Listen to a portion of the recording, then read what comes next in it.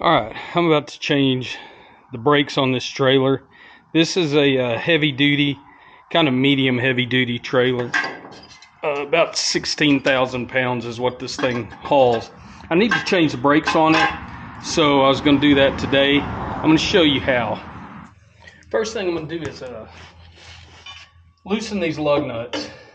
Now I'm just going to loosen them. I'm not going to take them off because I don't have the trailer jacked up yet. I want them loose so the tire don't spin on me while I'm breaking them free. Okay, so now I've got the jack set. I'm gonna get that tire off the ground there. Once it's spinning, that's high enough. You always want to make sure you have a jack stand under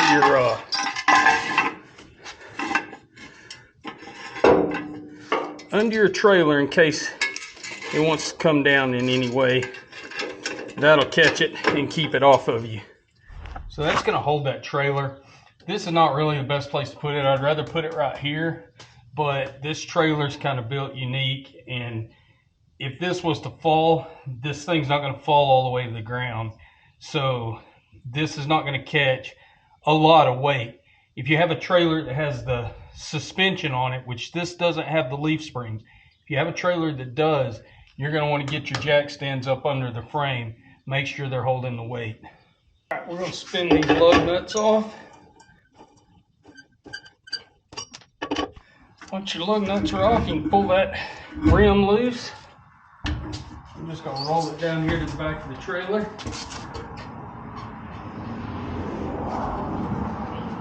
Okay, now we got this cap right here. The way we're going to take this cap off is take a hammer and just tap on it. Now, you can dent these caps a little bit as long as you don't warp them, because they still need to go back on there and seal. So you want to go all around it and pull at the same time, and that'll come off there. This is when you're going to see how messy of a job this is.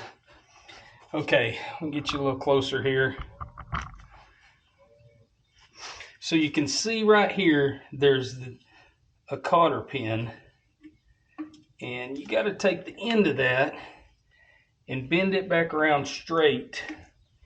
And this particular trailer, it doesn't go straight through there, but you got to get that end fairly straight. And you can see this cotter pin goes in and back out very quickly, which this is the only trailer I've seen like that, but that's the way it works. So I typically get my needle nose pliers in the eye of that, and once I got this back straight, I can tap on my pliers, and if it goes straight like most of them do, most of them are going to go straight through. This one curves back around. But if it goes straight, it's a lot easier to get out of there. And a lot easier to put back in. Not sure why they do it that way. Maybe somebody can tell us in the comments. But there you go. There's that piece. Now, what that piece is holding is your nut here. And I usually take needle nose pliers because that nut's got grooves cut in it, and then you can get those right there and loosen this right off.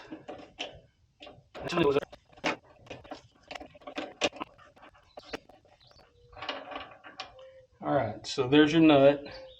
You see it looks kind of like a crown. Just set it aside. Then you're going to have a flat washer here. Come off, and it's full of grease, but there it is. You can see it's a messy job. Now once you get that out of there, your bearings will be next. Your bearings will come off with the hub, or they're usually pretty loose here. Now you don't want to damage them, but if you can get a hold of them fairly easily, you can pull them out like that. There we go. There's your bearing. Now, if you're replacing your brakes, it's a good time to replace your bearings too. I don't have any extra bearings, so I'm not going to do that right now. We're just going to do the brakes. But once you're to this point, this whole hub face will come right off. And it just slides right out of there. Just support it. You see how easy that thing comes off. There's the inside. I'm going to set this aside. Here's your spindle. That's what your bearings ride on. Here's your brake system. Now your brake system works off of a magnet right here, which will have wires going to it. I'll bring you around this way so you can see the wires. Okay. Right there are your wires. I'm going to go ahead and cut these loose on the brake side for now, because we won't need those. We're going to discard this whole brake system. Now, if you're looking in here, you're going to have 5 studs with nuts on them, and they'll have a lock washer. These right here are pretty beat up. They're corroded and rusted. I wish I had more of them, but I don't. What I'm going to use is some of this PB Blaster to kind of clean that up, get some of that dirt and corrosion and junk off there. Maybe make them a little bit easier to get loose. These typically are not going to be tight at all, and they don't have to be. They don't have to be super tight.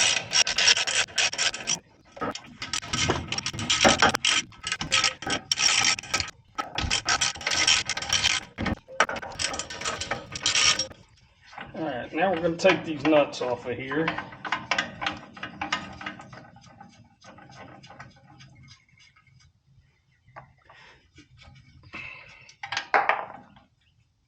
And they've got these little lock washers on there too we're going to take off. And if you can't get them right off, you can pull them off with the whole brake system. So don't worry if you can't grab a hold of them and get them off. They'll come off with the brakes. Some of those are kind of locked in there. Now this whole thing is part of the brakes that we're going to replace. So we're going to grab a hold of it, and we're just going to pull. And there it goes. It just comes right off there. You can see there's a rock that fell out of there. That can't be good. I'm going to get all these washers off. All right, I want y'all to see why I'm changing these brakes out. There's your old brake. You see how corroded and messed up it is. This trailer is a 2010. It's 2015, so this brake is 15 years old. I don't think it's ever been changed. And there's the new one. All right, so now we're basically gonna clean this up, put the new one on. So I'm gonna wipe down the back side of this axle. That way all this dust don't just get all in my new brakes and the bearings and all that stuff. You want to keep dust out of your bearings best as you can. All right, so that was a dirty rag. Now I'm going to take this clean rag, wipe that spindle. That spindle should be bright and shiny when you get ready to put your brakes back on. Okay, we're just going to slide this unit back in there. You want to make sure that your magnet is on bottom. Okay. You can see there your magnet's on bottom. You have an adjustment right here, and you want to be able to reach that from the bottom side of the trailer. These particular brakes are self-adjusting. That's what it says. We'll see how well that works. Now we're just putting these washers back on. Gonna put these nuts on, and remember that they weren't real tight. These studs and nuts don't hold any weight. The only real weight they hold is the weight of this little brake unit we're putting on, and it doesn't weigh much at all. All the weight that you have on this trailer rides on this axle, on those bearings, and then into your studs coming out of there, your lugs.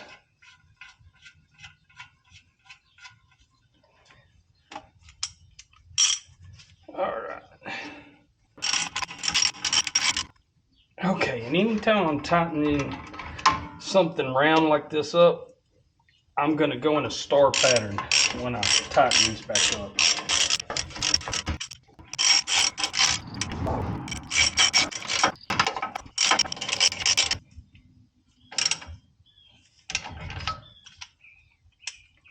Okay, so we've got our brake system on here. Now I can tell it's swung over this way. We want to get it straight, so we're just going to move the brake pads over, get it kind of even. Then we're going to slide our rotor back on. Now you'll see in this rotor, this thing is, you could replace this too, but it's not in all that bad a shape. Now we have a bearing right here, and I'm going to put some grease in here and pack that bearing before I put this back on. Slide this right over the brake pads, and it should just slide all the way to the back, just like that. Now then, we're going to pack this outside bearing with grease. And I'll tell you, I really wish I had new bearings. This one's just a hair worn, I can tell. But I don't have new bearings right now, and I need this trailer. So I'll do that later. We'll do a different video on that. But I'm gonna pack these bearings with grease. And all I'm doing, and you could clean these up too, but since I'm gonna replace them, I'm not gonna worry too much about cleaning these. We just wanna pack grease. And by packing, we mean push that grease into all the crevices on this bearing.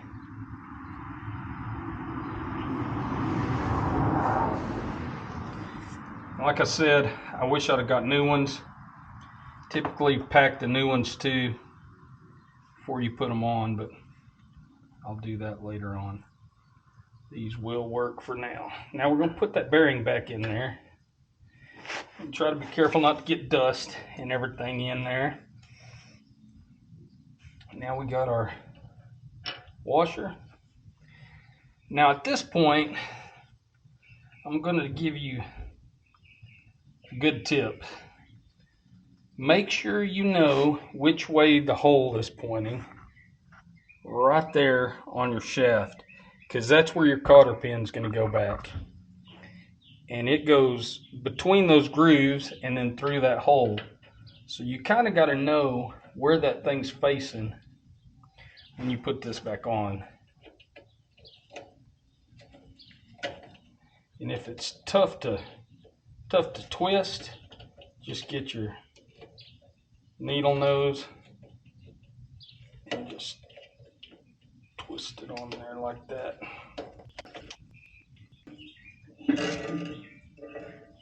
Okay. You can see that right there. You've got to get these straight, because otherwise you're going to have a heck of a time getting that in there. Once you get it started, you can typically kind of knock it in with a hammer if you're lucky.